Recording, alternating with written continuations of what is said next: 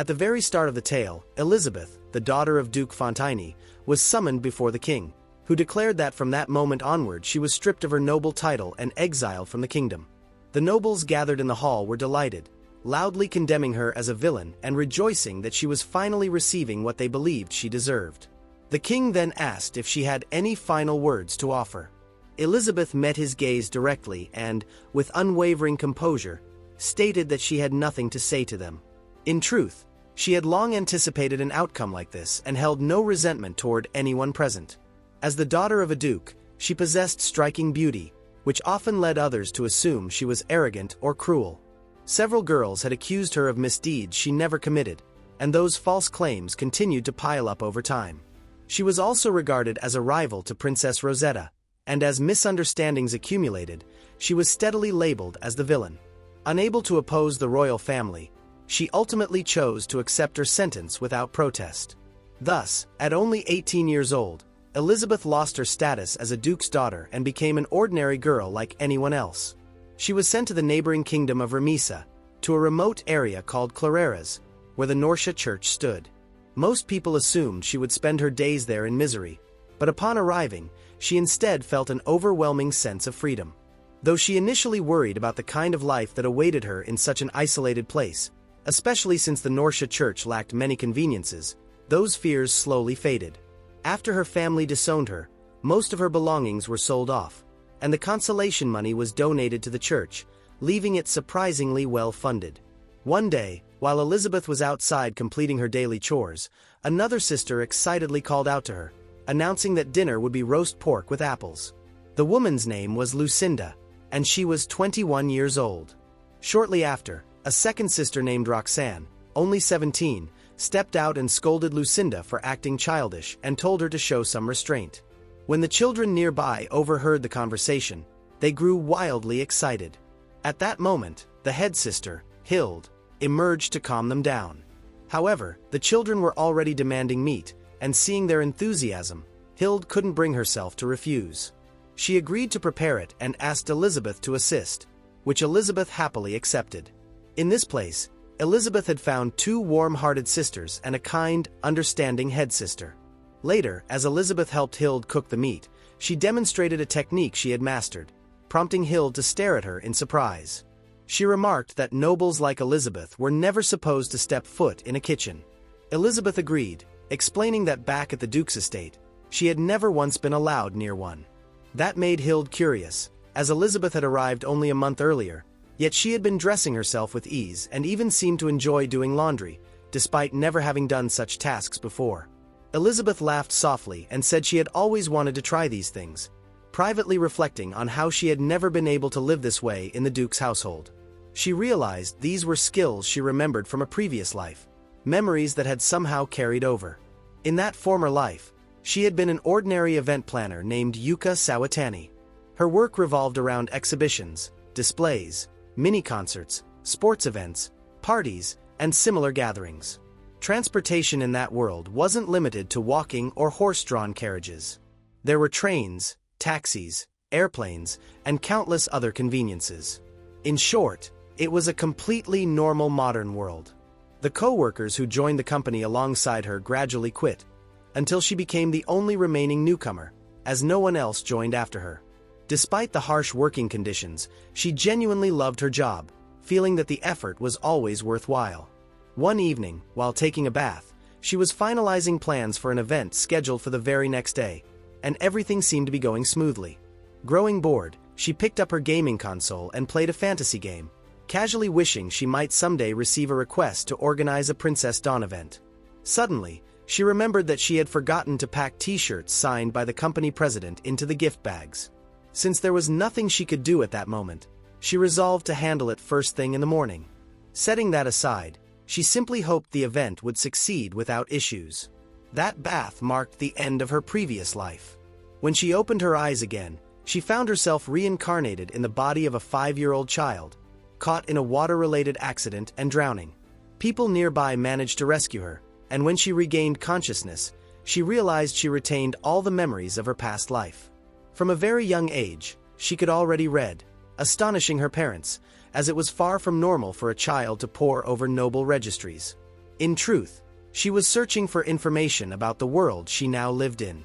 As she studied, she discovered that this world was identical to the fantasy game she had been playing before her death. In that game, the main character was a princess of the Kingdom of Moyers, and it was a romance-focused title where the player pursued relationships with princes from neighboring realms. However, the heroine who was showered with the love of all the princes was not her. Instead, she had been reborn as the villainous rival who is ultimately banished at the end of the game. Realizing this truth sent her into a panic, as she desperately wanted to avoid exile, so she did everything she could to become a genuinely good person.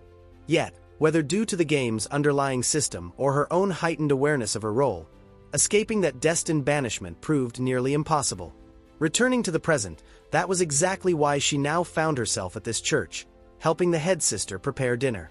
Hilda was actually pleased that she didn't need to guide Elizabeth through every little task.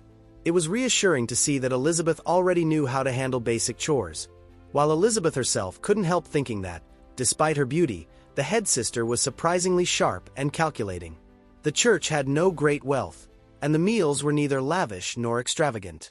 Still, what they did have was more than Elizabeth had expected from a self-sustaining church life. In the end, she was simply glad that everyone could eat their fill and enjoy the meal. With the cooking nearly finished, Hilda asked Elizabeth to step outside and play with the children for a while, and she readily agreed. As she went out, she reflected on how, after being reincarnated into this game world, she had quickly realized it was no longer just fiction.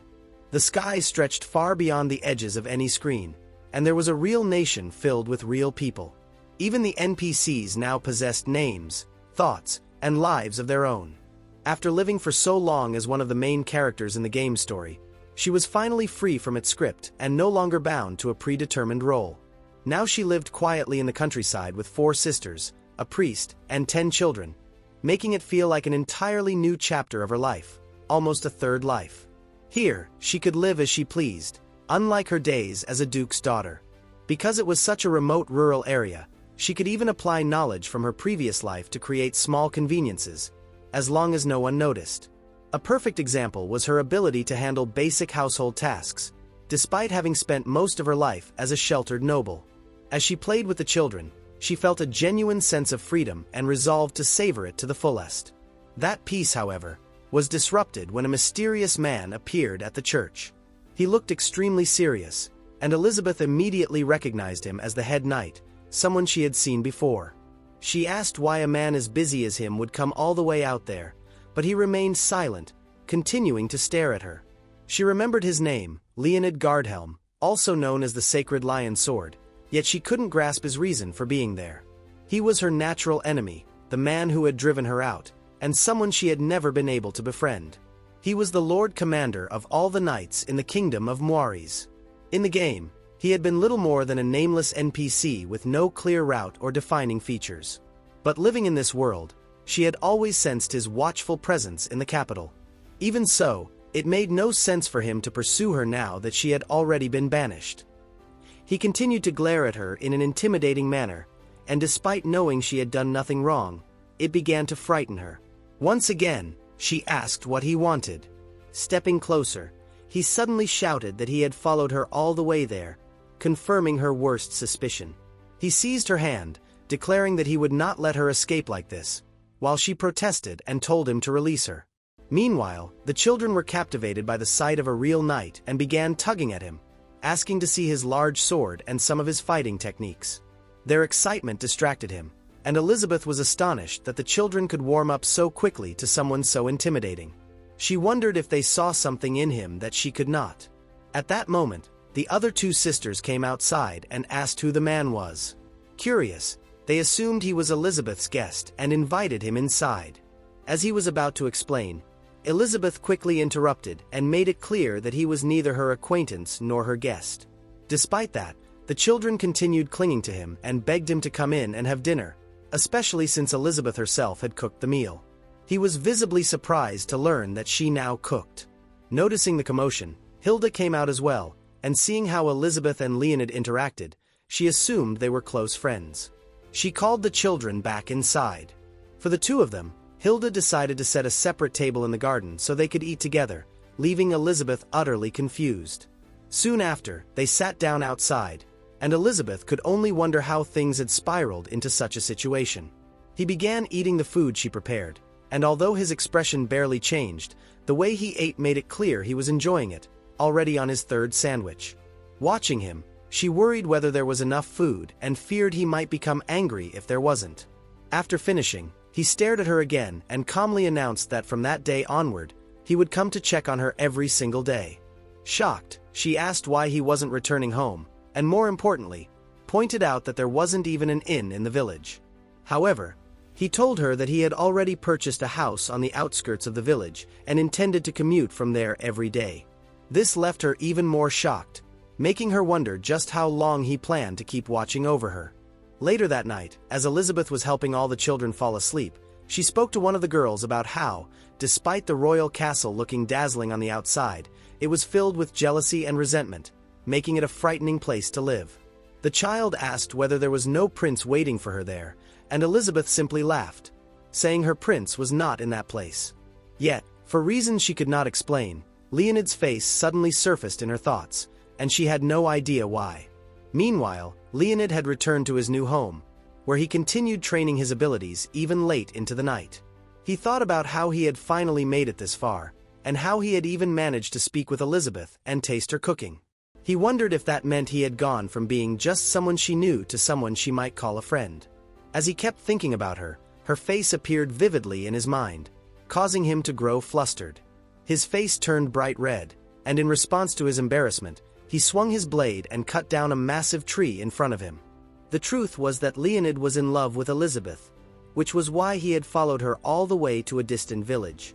The scene then shifted to the manor of the Count of Clareras, where a man named Christart resided. 5 years earlier, he had inherited the title of Count from his father, and now, at the age of 26, he was fairly satisfied with himself and believed he was doing a good job ruling his land. Recently, 2 new residents had arrived in his domain. One of them was Elizabeth, the former daughter of a duke who had been exiled from a neighboring kingdom. When she first came to introduce herself, she did not appear nearly as villainous as the rumors claimed, which had surprised him greatly. The other newcomer was Leonid. As Christart was thinking about him, Leonid suddenly appeared and walked straight into his office without warning. Christart teased him for entering without permission, and Leonid decided he would simply leave, but Christart stopped him before he could go. Growing serious, he reminded Leonid that as the head knight, his status was practically on par with a count, and that he needed to be more mindful of proper conduct. Since he was already there, Christart asked if Leonid had any reports or updates regarding the barn. Leonid replied that he had only come to thank him for lending him a horse, and that he had already repaired the barn beside the pen, leaving nothing else to report. Watching the way Leonid spoke, Christart could not help but think that he truly was terrible at conversation. Setting that aside, he asked whether Leonid was truly serious about settling here, considering he had even brought his beloved horse with him. Leonid answered that he planned to stay for at least a year. Christart was surprised and commented that Leonid's flawless service record and lack of sick days had earned him this break, as the King of Mowers had granted him an entire year off. He then noticed a scar on Leonid's shoulder and recalled how they used to meet almost daily when they were younger. Now, with both of them walking different paths, it had been 5 years since they last had a proper conversation like this. Leonid did not remember when it had been, and Christart reminded him it was after he became a count, when the sacred lion sword had rushed to his aid. Leonid still did not recall any of it, which did not surprise Christart. 5 years earlier, during a mission to deal with bandits, Leonid had saved Christart from certain death. The scar on his neck was a reminder of that moment, and every time he saw it, he remembered the debt he owed. That was why Christart still wanted to repay him however he could, though Leonid made it unnecessarily difficult. Continuing the discussion, Christart mentioned that there had been a series of small thefts occurring in the village. Upon hearing this, Leonid immediately asked for details such as the number of culprits and their base of operations. Christart replied that there were only around 5 individuals and no known hideout. Since Leonid was already on leave, he asked if he could patrol the area and look into it. Leonid accepted without hesitation, determined to protect the villagers. Christart, already aware of Leonid's true reason for being there, suggested that he take his advice seriously, as it might give him a natural excuse to run into her. Leonid did not admit anything and asked flatly who he was referring to. They stared at each other in silence, and Kristart wondered if Leonid truly believed no one had noticed his obvious behavior. Leonid soon took his leave, thanking him once again for taking care of his horse.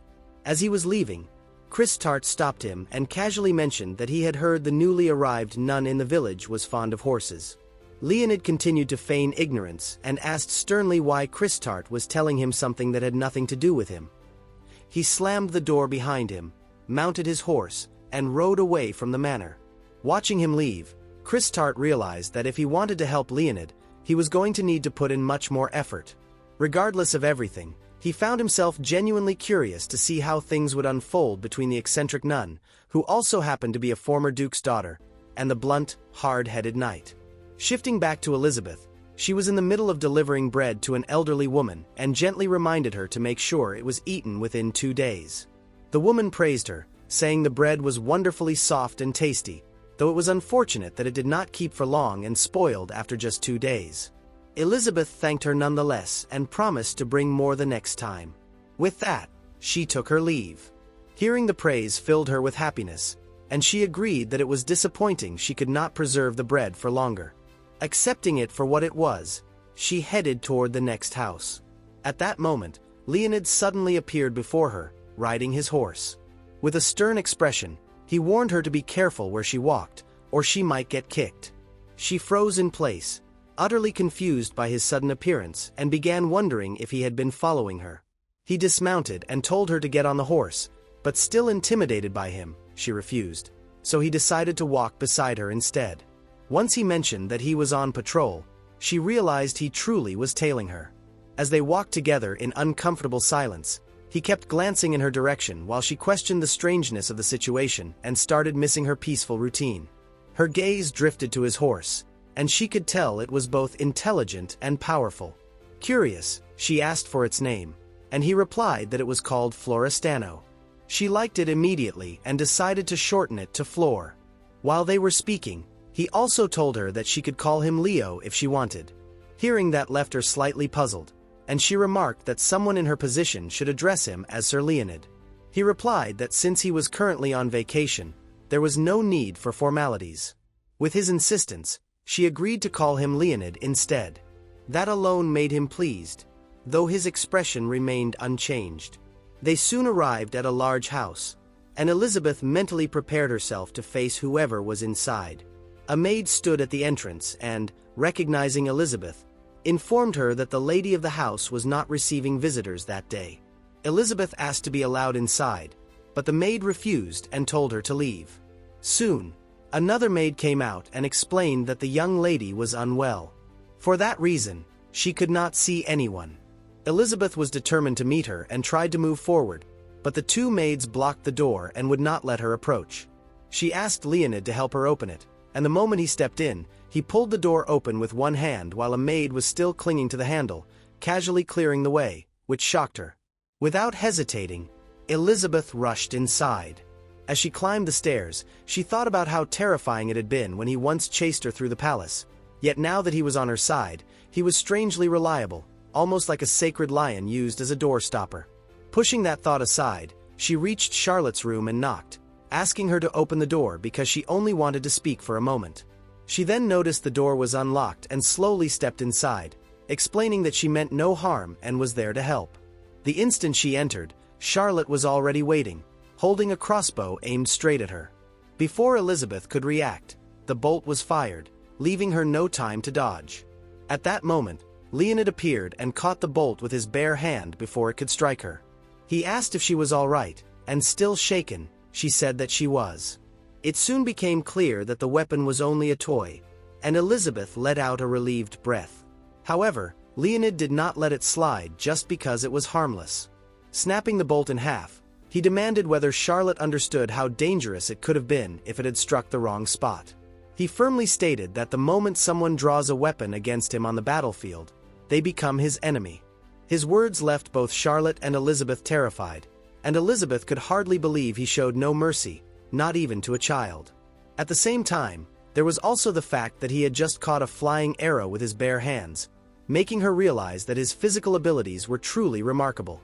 Charlotte, however, began defending herself by shifting the blame onto them, insisting it was their fault for barging in without permission. She demanded that they leave immediately, but Elizabeth asked her to at least hear her out now that they were finally speaking face to face. Still, Charlotte already knew that Elizabeth was the well-known former Duke's daughter who had become a sister, and she had no desire to speak with her at all. Elizabeth explained that she had come to invite her to Sunday Mass, but Charlotte refused outright and said she did not want to be seen with her, claiming she had become the village's laughingstock. Elizabeth tried to assure her that this was not true and that everyone was actually waiting for her, yet Charlotte rejected the idea again. In truth, Charlotte was only a 14-year-old girl, the daughter of a successful merchant who had risen to the rank of baron and entered the nobility. However, her innocent nature was considered unsuitable for a noble household, which led her family to shun her and send her off to the countryside under the pretense of needing rest to recover from an illness. In reality, they simply wanted to remove an inconvenience. Charlotte firmly believed she was sick and that resting was the only way she could eventually return home. Because of that belief, she refused to leave her room, convinced she needed isolation. Elizabeth pointed out that more than a year had already passed and that doctors had declared her perfectly healthy, but the young girl refused to trust anyone's words. Elizabeth then asked whether noble status truly mattered to her as much as it did to her parents, and Charlotte replied that it did not. Yet, she could not understand why everyone around her had suddenly changed.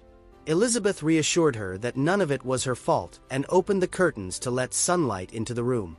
She suggested that while staying in the village, they should at least try to enjoy themselves and spend time together, since there was so much they could talk about. Charlotte, still frightened, begged her to close the curtains again because she wanted to remain in the darkness. Elizabeth refused, explaining that sunlight was good for her body and that without it, her legs would weaken. She then turned to Leonid and asked if she could borrow his horse, and he simply nodded, unable to refuse. After a short while, Elizabeth finally managed to persuade Charlotte to step out of her room, leaving the maids overwhelmed with emotion at the sight. Leonid questioned whether Elizabeth truly intended to ride a horse in that dress, and she admitted he had a point. She lifted and folded the fabric so it would not catch on anything and climbed onto the horse, causing his face to turn bright red at the sight. He then helped Charlotte up as well, and she became flustered, shouting that it was completely improper for a lady, but Elizabeth reassured her that no one would care in the countryside. With that, they set off, and Charlotte remained terrified, convinced she would fall, until Elizabeth told her to open her eyes and look ahead. When she did and saw the wide open plains stretching endlessly before her, she was left speechless, managing only a quiet "wow." Elizabeth asked if she liked the view, but Charlotte quickly returned to her guarded attitude and accused her of trying to flatter her for some hidden reason. Smiling sincerely, Elizabeth told her she had no such intentions and only wanted her to enjoy herself. She spoke about how both of them had finally escaped the burdens of noble life and could do whatever they wished now that they were far from watchful eyes. She wanted to take full advantage of that freedom, even if she could still feel a pair of intense eyes watching her. Charlotte remarked that a duke's family was very different from that of a newly appointed baron, but Elizabeth replied that, in the end, they were the same. That was why, no matter what happened, she did not want to leave Charlotte alone within those four walls, a statement that left her speechless. Soon after, they found a place to rest, and Elizabeth proudly presented the bread she had baked, while Leonid and Charlotte eyed it suspiciously. Charlotte hesitated to eat it because of its unusual appearance, but Elizabeth urged her to at least take a bite. She understood their doubts, knowing that people in this world were not accustomed to sweet buns or bread used as side dishes, something common in Japan. Since peanuts were expensive, she could not buy peanut butter and instead used spare church land to grow her own, reducing costs. Potatoes, on the other hand, were cheap and abundant, so they posed no problem. She had also added burdock roots and carrots to the sandwiches, which, although not visually appealing, were quite nutritious. Peanuts had been the hardest ingredient to obtain, despite being easy to access in her previous life. Now that she was cultivating them herself, she noticed that after the flowers bloomed, the plants sent vine-like tendrils into the soil, where they grew into shelled seeds. Although the thought was slightly unsettling to her, she brushed it off as simply part of nature. Moving on, the actual process of making peanut butter was not very difficult, though it did take time. The key was roasting the peanuts carefully so they did not burn. then letting them cool before removing the skins and crushing the nuts. She sautéed them again with the thin skins left on, continuing to mash them repeatedly. Once the mixture became smooth and pasty, she added sugar, and just like that, her homemade peanut butter was complete. When she looked up, she noticed the expression on Leonid's face and could tell he was interested in trying the bread as well. She offered him some, and he immediately chose the one that looked the strangest. As he began eating, Charlotte doubted whether it was even edible and asked him how it tasted. He ignored her completely, lost in his thoughts. Charlotte then picked a piece for herself, choosing the one that looked the safest and most ordinary, a peanut-filled bread with an unexpectedly bold flavor. The moment she bit into it, her eyes widened in surprise at how good it was. The bread was soft, with a sweet filling inside, and Elizabeth felt relieved seeing her reaction. Leonid continued chewing silently, his expression as intimidating as ever. Although Elizabeth assumed it could not taste bad based on how quickly he was eating, she still could not tell whether he actually liked it. She found herself wondering how he would look if he smiled and felt a small urge to see that expression on his face. Naturally, she did not want to do anything strange.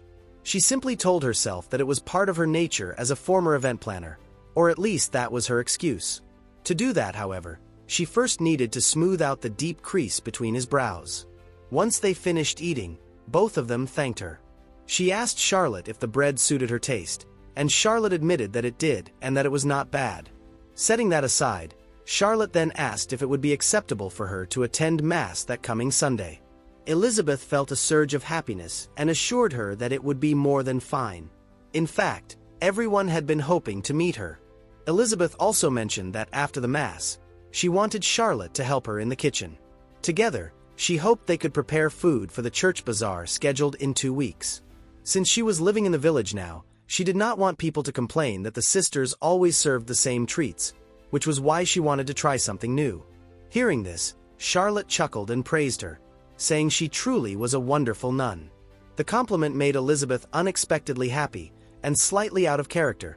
She asked if it really suited her, leaving Charlotte briefly confused. Charlotte replied that she was simply giving her an honest compliment. The girl soon returned to her arrogant tone, teasing Elizabeth not to get carried away just because she could bake some strange but tasty bread. Leonid stood quietly nearby, watching their childish exchange, and for the first time, a faint smile appeared on his face.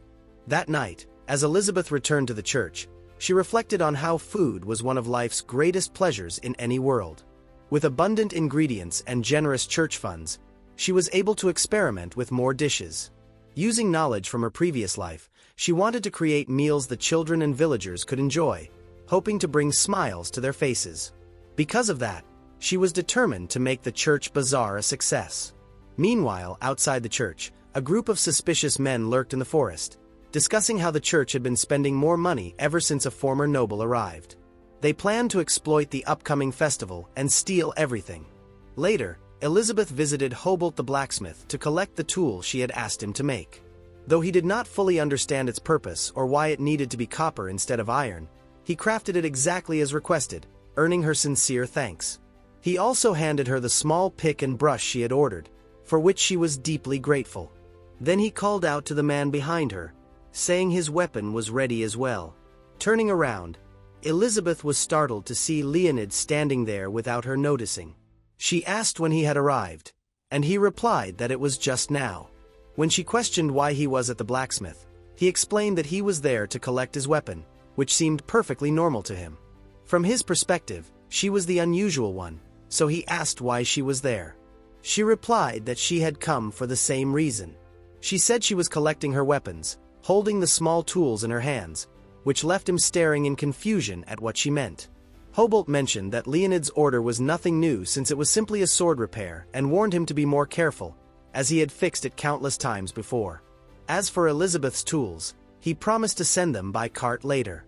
Elizabeth told him that would not be necessary, as she intended to carry them herself and was eager to try them out. When she attempted to lift them, she struggled under the weight, prompting Leonid to step in and lift everything effortlessly with one hand. She tried to stop him and suggested using a cart, but he ignored her and walked ahead. Hobart laughed, admitting that even he struggled to lift it with both hands, while Leonid carried it easily. He He remarked that Leonid made a reliable bodyguard, though Elizabeth thought he was the opposite of one. Still, she followed him, thinking that although she had no idea what the super-strong knight was thinking, as long as she did not act strangely, her presence would not bother him. Besides, since he was proving useful, she was secretly glad he was there. After they returned to the church and set everything down, Elizabeth thanked him and said she was confident the bazaar would succeed with these tools. He asked if that was everything she needed, and she told him there were still a few rare items unavailable in the village, so she planned to visit the port the next day for some quick shopping. He asked if she was going alone, and she replied that it was just a short trip and not as if she were planning to run away. However, remembering what Crestheart had told him about recent bandit activity, he decided to accompany her instead. She tried to refuse, explaining that she planned to leave very early at 5 in the morning, but he calmly agreed to meet her exactly at 5 a.m., stating that he was already accustomed to such hours. Without giving her a chance to argue, he simply left, leaving her standing there, trying to process what had just happened and how things had ended up this way. Looking at it positively, she reasoned that if he was coming along, at least he could help carry her purchases, so it was not entirely a bad thing. Later that night, after returning home, he chose to sleep early so he could protect Elizabeth the next morning no matter what occurred. As he lay in bed, thoughts of traveling to the port alone with her kept circling his mind, and because of that, sleep never came. The harder he tried to rest, the more awake he became, until he finally gave up and decided to train until departure time. Stepping outside, he found it strange, since no matter how critical a mission was, he had never struggled to sleep the night before. Still, he picked up his sword to begin training when a faint sound echoed from deep within the forest. Listening carefully, he could tell from the noise alone that there were 3 individuals moving through the woods. Their footsteps were deliberately softened, and they carried no light despite the late hour. From that alone, he was convinced they were bandits. His assumption proved correct as the 3 men whispered about a nearby house being empty and planned to target the church instead, taking the sisters hostage. They also discussed looting the Count's manor while they were at it. One of them laughed cruelly, suggesting they could amuse themselves with the sisters as well. At that moment, Leonid appeared behind them and questioned which sister they were referring to. The bandits panicked and fled between the trees. One mocked him, claiming his massive sword was useless in a forest so dense that he could not even swing it properly. Ignoring the taunt, he sliced through every tree in his path with a single swing while chasing them. Their escape route collapsed under fallen trunks, and soon they had nowhere left to run. Only then did they realize that the red-haired man with golden eyes was the sacred lion's sword. One bandit tried to escape again, and Leonid nearly stopped him before allowing him to run instead. Terrified, the man fled to their cave hideout, where 2 more bandits were waiting. He warned them they had been discovered and suggested splitting up. When asked if soldiers were after them, he replied that it was only one horrifying man. Moments later, they sensed something behind them.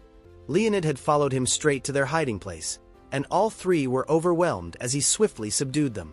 By morning, Elizabeth was nearly ready and reflected on how long it had been since she wore anything other than church clothes, wondering if she looked overdressed. She also suspected Leonid might have arrived hours early due to his punctual nature. Fearing he might scold her for being late, she left immediately.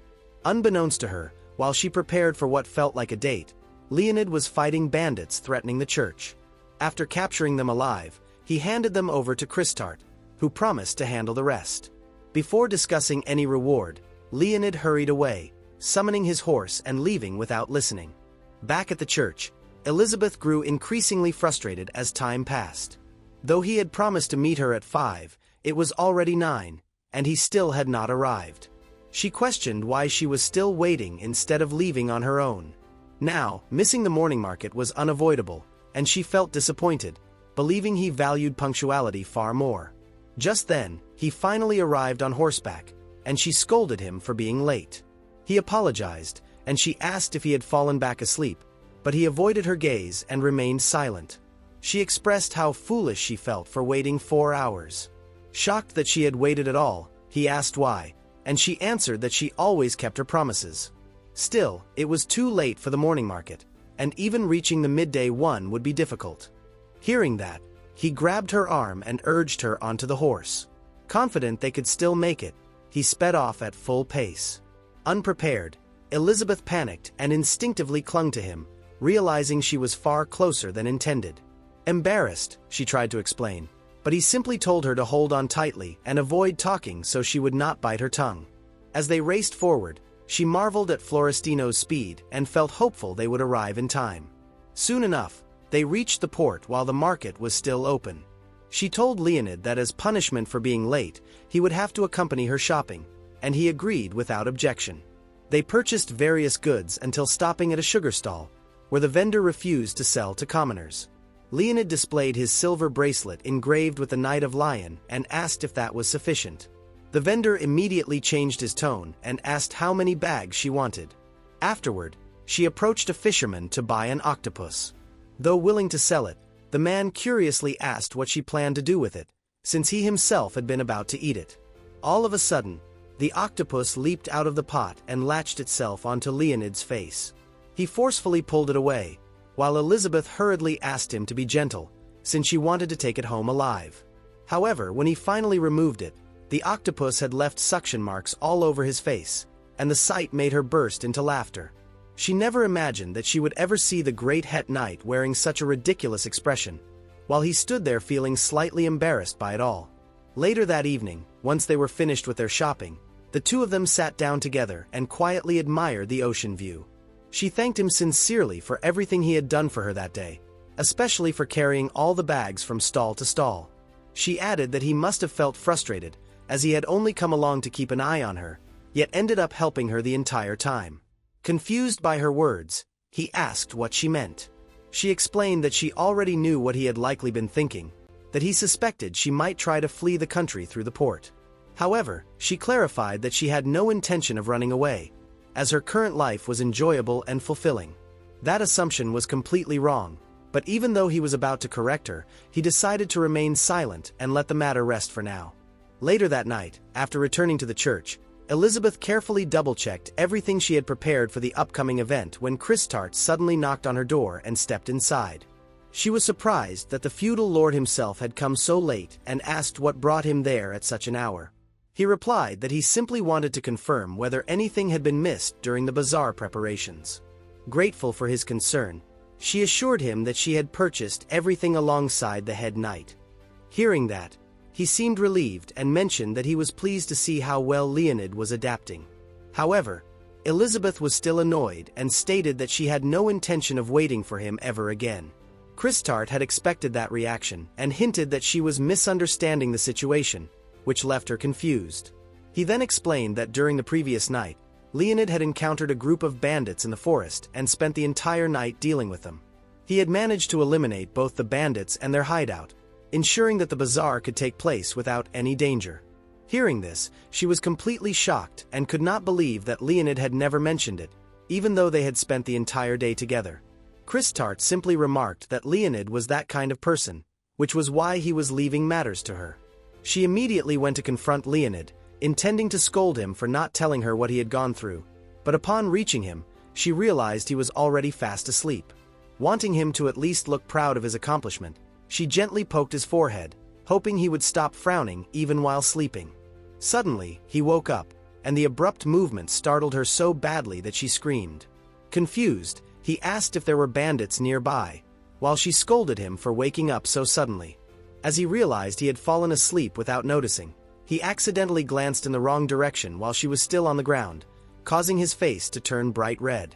She immediately noticed and slammed his head into the floor, angrily questioning where he had been staring. He repeatedly apologized, insisting it was an accident, but she continued to yell at him. Meanwhile, Christart, who was leaving at that moment, witnessed the scene and was stunned to see even the head knight bowing before a sister. He could not believe this was how they interacted despite his advice for them to get along, and he realized he might need to intervene more in the future, while the two of them continued arguing. A few days later, the long-awaited day of the bazaar finally arrived, and Elizabeth was full of energy and excitement. The bazaar was lively, with everyone enjoying themselves. A variety of foods had been prepared, and Charlotte had also arrived. As a boy walked past, Elizabeth called out to him, mentioning that this bazaar was different from the usual ones. Captivated by her cheerful expression, the boy urged his mother to try the food, which made Elizabeth genuinely happy. The bazaar was an event held once every 3 months at the church, where sisters prepared sweets, villagers sold goods, and merchants set up stalls.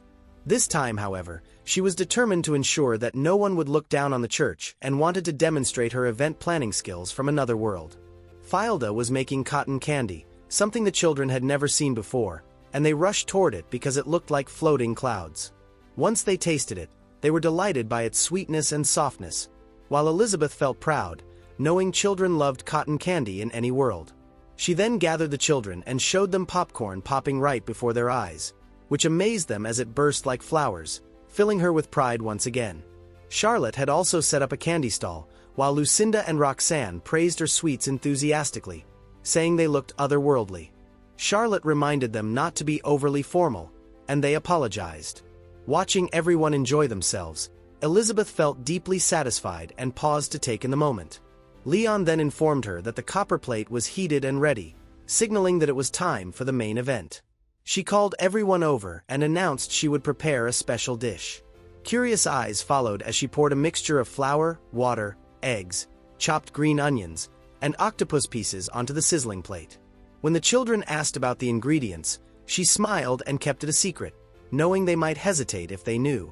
Once the mixture set, she demonstrated her signature technique, shaping it into multiple perfect balls, astonishing everyone watching. Constant movement ensured the shape remained flawless, something she had mastered. Once finished, she passed the balls to Leonid, who added sauce, vegetables, spices, honey, green laver, mayonnaise, egg oil, and salt. The dish was finally complete and handed to the children, while Christart quietly observed the entire process. It felt strangely surreal to watch the head knight carefully sprinkling sea lettuce over a dish, and even his butler could tell that things seemed to be going rather smoothly for him. At that moment, a man dressed in a cat costume approached and greeted Christart, thanking him for taking the time to visit the bazaar. Politely curious, Christart asked who he was, and the cat introduced himself as Priest Moritz, the head of the church, which left him visibly shocked. A few nearby children noticed the sudden change in his tone and grew slightly frightened, prompting one of the sisters to remind him that he was supposed to stay in character. Returning to his cute, exaggerated voice, he once again thanked the feudal lord and encouraged him to enjoy the event. Christart, meanwhile, began to realize that many people were making personal sacrifices to ensure the bazaar's success. Returning to Elizabeth, she had just finished handling the first rush of visitors, and although there was still plenty left to do before the event ended, she first handed Leonid his share of the dish. She had prepared it especially for him, considering how much he had helped her throughout the day. He thanked her, and she warned him to be careful since it was still extremely hot. Before she could even finish her sentence, he bit into one of the balls, making it far too late to stop him. His face immediately turned bright red from the heat, and she stared at him in disbelief, unable to understand how he could swallow it so quickly. She urged him to spit it out before he burned his tongue, but he refused, unwilling to waste something she had made specifically for him. He endured the heat and swallowed it, while she remembered that he had always had the habit of devouring food the moment he saw it. She suggested that he take a short break and eat the rest slowly inside the church. At the same time, she asked him to bring back some extra ingredients from the kitchen on his return, which he agreed to do. Inside the church, he sat alone and ate the remaining portion carefully, this time savoring the flavor, and found himself genuinely impressed by how delicious it was. As he wondered what exactly the dish was made from, his eyes landed on the ingredients Elizabeth had requested, and beside them were leftover sliced octopus tentacles. That was when he finally realized where the octopus had gone.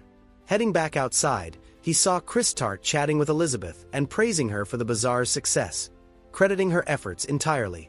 She humbly replied that it had only been possible because of everyone who had helped. Christart then added that ever since her arrival in Norcia, or even in the town of Colaris itself, he could clearly see how the place had changed for the better. Flustered by his words, she responded that she only wanted people to enjoy themselves, but he told her there was no need to be so modest. At that moment, he noticed Liana glaring at him with an intense expression and briefly wondered if the man was contemplating something dangerous. With that, Christart prepared to take his leave, but suddenly the tent behind them loosened and began to collapse. In an instant, Liana rushed forward, wrapped Elizabeth in his arms, and held up the falling tent with a single hand, shielding her completely. She was left speechless for a moment before thanking him sincerely for saving her. However, lacking any real communication skills, he stepped back and awkwardly remarked that he would make sure the tent was sturdier next time. The two of them returned to their work in an uncomfortable silence, completely forgetting about Christart, who was still underneath part of the cloth and could not believe how oblivious they were to his presence.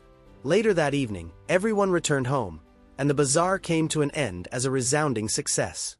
Visitors left with satisfied stomachs, and the merchants who had set up stalls earned good profits as well. In the end, Liana and Elizabeth exchanged a glance, and she smiled at him, making him shyly look away, while the other sisters clearly noticed what was developing between them. The scene then shifted to Maher's royal palace, where Princess Rosetta sat alone in her room, feeling bored. Suddenly, she heard a sound outside, and upon stepping onto the balcony, she saw her beloved Prince Claude waiting for her. Unable to restrain herself, she leapt straight into his arms, as the two could not bear being apart any longer and decided to marry immediately. However, knowing many would oppose their union, she suggested registering their marriage in the Ramazar kingdom, specifically at the Norcha church, where parental approval would not interfere. The prince agreed without hesitation, and the two prepared to depart by carriage.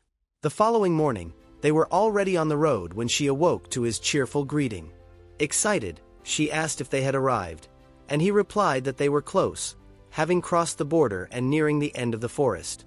His only concern was the possibility of encountering bandits. Holding his hand, the naive princess reassured him that nothing could stand in the way of their love, which eased his worries. Back at the church, Elizabeth was performing her daily duties, polishing the statue of the goddess Helvella, whose religion was widely worshipped throughout Ramazar and Moers. The statue held lilies said to transform into a sword that once protected the continent, which was why people prayed to her, sought blessings for newborns, and honored the dead.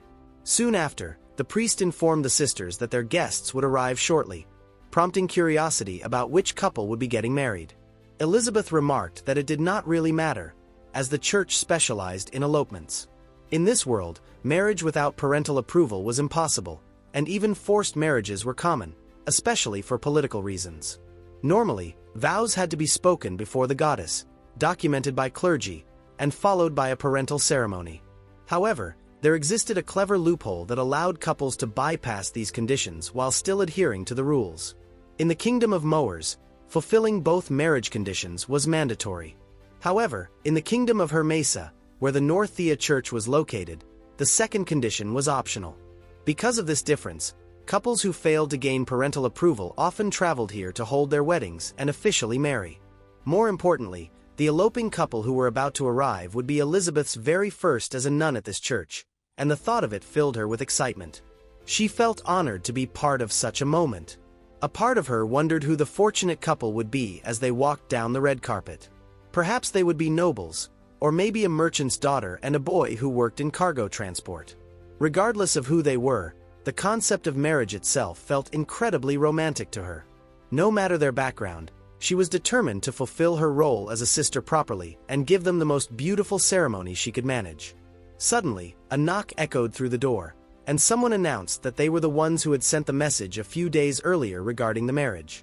Excitement spread instantly, as the long-awaited couple had finally arrived. The priest asked Elizabeth to open the door, and she rushed forward with a bright smile, imagining two people ready to pledge eternal love to one another. However, the moment she opened the door, she was met with Princess Rosetta and Prince Claude, and in that instant, her past stood right before her. She instinctively closed the door and opened it again, trying to confirm what she was seeing. When reality did not change, both sides were left frozen in shock. The princess, confused, questioned why Elizabeth was there, and Elizabeth calmly reminded her that her banishment had been her father's decision. The princess failed to grasp the meaning and accused her of interfering with their plans, while Elizabeth internally struggled to understand why her peaceful life had suddenly collided with her former world.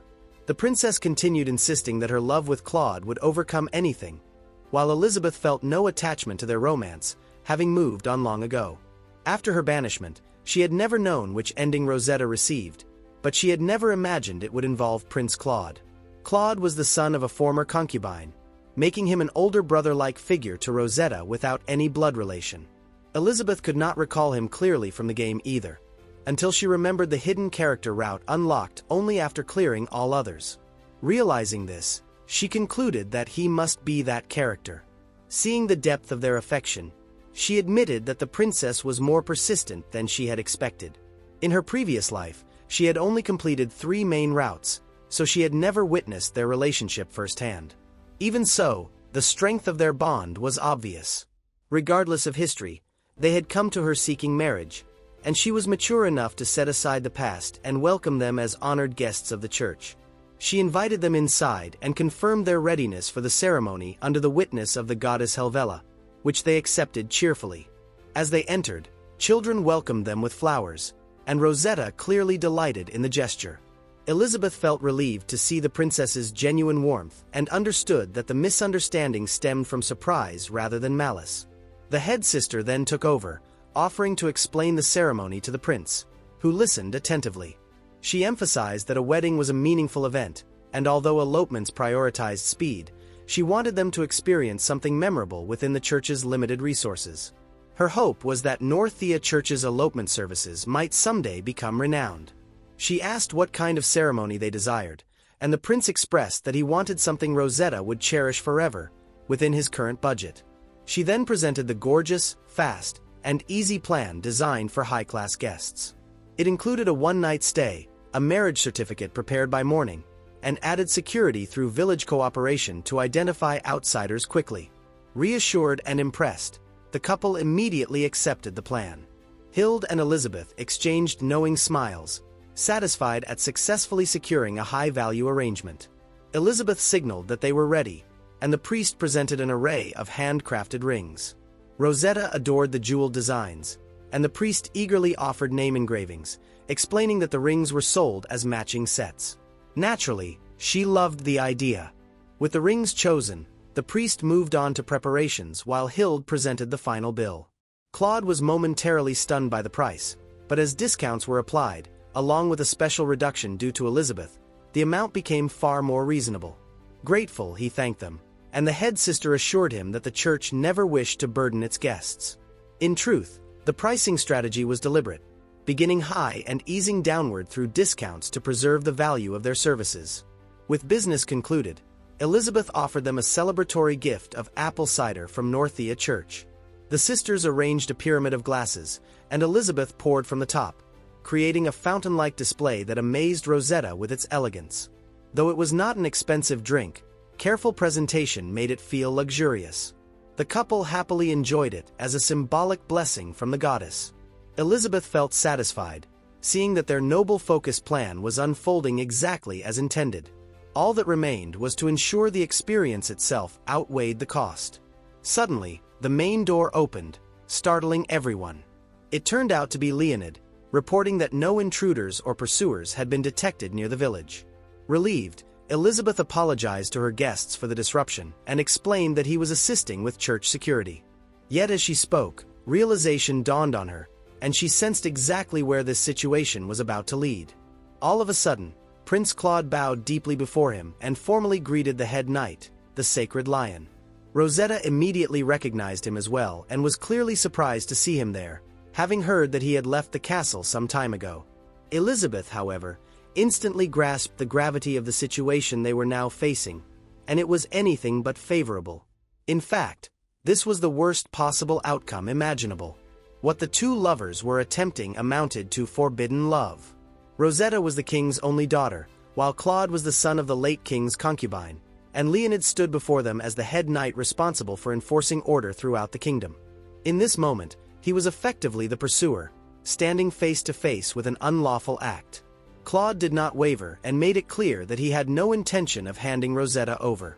He was even prepared to face the head knight himself if that was what it took to protect the woman he loved. Seeing the determination on his face, Elizabeth tried to intervene and urged him to pause and consider the situation carefully. However, Leonid merely scratched his head and stated that he had no intention of fighting, which left everyone present completely stunned. Soon after, a carriage arrived outside the church, revealing that Christard himself had come to visit. As a noble, he was more than willing to serve as a witness to the marriage, but upon realizing who the couple actually was, he hesitated briefly, feeling awkward. Still, he chose not to disrupt the atmosphere and encouraged them to enjoy their stay. Concerned, Claude questioned whether the two of them truly intended to overlook the marriage. At first, Krister did not understand what he meant by the two of them, but when he glanced to the side and saw Leonid standing there, he immediately grasped the implication. He realized that Leonid had also read between the lines, and this realization left him quietly impressed, sensing that the head knight was finally learning restraint. With that settled, Krister decided it was best to leave, knowing that the presence of two nobles at the church could easily spark a national scandal. However, when he attempted to depart with Leonid, the head knight refused to move, no matter how strongly Krister pulled him along. Confused, Krister wondered why he was refusing to leave, having believed that Leonid had understood the situation. His actions, however, suggested otherwise, and Krister found himself unable to comprehend how his mind worked. He looked toward Elizabeth and gestured to her, silently asking why Leonid remained rooted in place. She was just as unsure, but chose to step in regardless. First, she reassured the guests that Leonid was currently on leave from his duties as head knight, so there was no cause for concern. She added that his presence could be intimidating, and for that reason, she intended to have him step outside. Taking hold of him, she led him out of the church, while Krister watched in disbelief, thinking how effortlessly that immovable statue of a man seemed to move when she was the one pulling him along.